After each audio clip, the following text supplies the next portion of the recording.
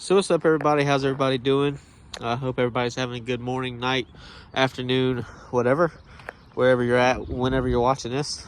But this video is going to be obviously about the Jeep, but there's a couple more issues that I found. They're not serious. They're not, uh, mechanical or anything like that. One of them is kind of, all right, well, it's kind of getting aggravating or kind of getting annoying, so we're going to have to deal with it. The other one's just, all right. Well, I've noticed that doesn't work anymore, so all right, that's cool, I guess.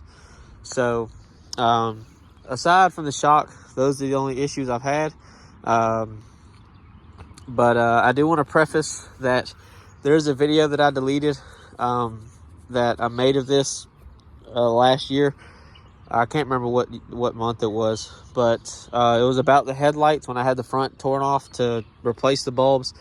I'm going to remake that video because one of the problems is headlight related. So I'm going to redo the video and remake it because, for one, the bulbs that I put in the Jeep are no longer sold on Amazon. So, yeah.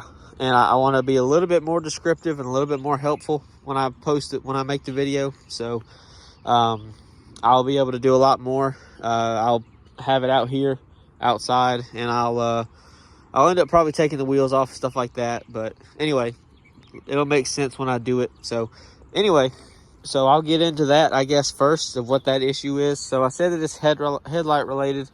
I did replace pretty much any of the lights on the outside of the Jeep that I could with LED. So that's the low beams, the front turn signals / running lights, the fog lights, the tail / or the brake lights / turn signals in the rear, and the reverse lights. The tag lights were already LED, so I didn't have to do that. But I've had issues I've now started to notice in the past maybe month or so, maybe month and a half, that upon getting in and driving the vehicle, or just starting it up in general, when the headlights kick on, the passenger side headlight flickers. Now, the driver's side does not do it. My fog lights don't do it. So I don't want to say that it's the Jeep specifically, because if that was the case, I would assume that both of them would flicker. And I mean, I've gotten bad bulbs before from other companies where they're cheaper and they've flickered before.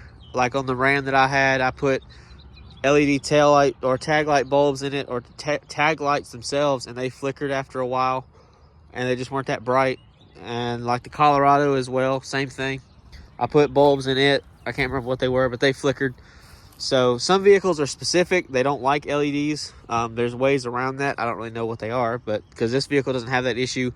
But I know Silverados have that problem. GMC, the Sierras, certain trucks, certain SUVs, they're very, very, very specific about what kind of bulbs you use. So anyway, like I said, I've had the issue. I tried to make a video about it this morning, but I really wasn't very helpful with my video, and I was like, all right, well, we'll go back and I'll delete the other one. I'll remake this video today. So, but anyways, like I said, I've had issues with that. It's been flickering. It doesn't go out. It doesn't flicker like a strobe. Like, it's not constant. It's small enough to notice, and it is kind of aggravating. And I don't want to, not saying that this would happen, but I don't want to get behind somebody or in front of somebody that has epilepsy. Granted, if they have epilepsy, I don't think driving a vehicle is very good for them, but I'm not a doctor, so I don't know how that works. But I don't want to have any issues, and I don't like seeing it. It looks stupid. It looks like my car is a piece of shit. It's not. So yeah, it's something I need to fix. So that's the first issue. The second issue is my Jeep. Other people that have these Jeeps know that, and a lot of vehicles that have a power lift gate, when you press the button on the key fob, or you touch the handle, or you press the button to put it back down or close it, it's supposed to beep or do something like that. It's not gonna honk the horn, but there's like a little beep. But mine used to do it. It doesn't do it anymore. So when I got it, it made the sound, and it worked for a few months. And then I've noticed, I think in the past month and a half, maybe 2 months, I haven't been hearing it. So like, I can do it right now. You don't hear it. So the beep is probably just a universal, hey, the door's opening, so back away from it. And then, you know, same thing with the button. When you hit the button, usually it'll beep a couple times when it's coming down, but it doesn't do that. So I don't know why it doesn't do it. It doesn't really bother me. It's just something I've noticed. I'm probably not going to bother fixing it because I don't know what it is, and it's not detrimental to the vehicle. The lift gate still works, as you saw. It still goes up and down. It'll still, even when I use the button on the top of the roof where the dome lights are to close it from inside the vehicle, it still doesn't beep. And even when I use the key fob, it probably won't work. Yeah, doesn't beep then either. So I don't know what it is. I'm not too concerned with it, like I said, so it's not something I'm going to go in depth with and be like, hey, if yours does this, you need to do this, because it's not that big of a deal. I mean, you can still manually close and open this if you really needed to, because only one of the struts is actually motorized, and it's the driver's side. So I mean, if the motor part doesn't work, you can still close it. Like, see, I can still pull it and you can hear it, but you know, so yeah, those are the only two issues. One of them kind of a stupid issue, but the other one is kind of annoying. So I don't know, we'll get it figured out, but that's it. And then aside from the shock, like I've said, I haven't fixed it yet, but that's the only other issue. Those are the only issues I've had with it since then. One of them was not something factory or, you know, Jeep related. It's just the headlight I got.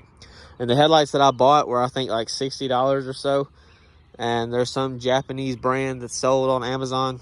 Not really surprised, kind of irritated with them being $60. You'd expect them to work a little bit better than that, but who knows. One thing that I will do is I did order a new set of bulbs, so we'll go with that. They're from a name brand company, well, at least a name brand that I know of, that I've heard a lot of people rave about with LEDs. I don't think I've bought anything from them before, but I could be wrong. But when I had my MKS and when I had, I think, my Ram, everybody raved about these. So we'll see. I ordered a low and high beam.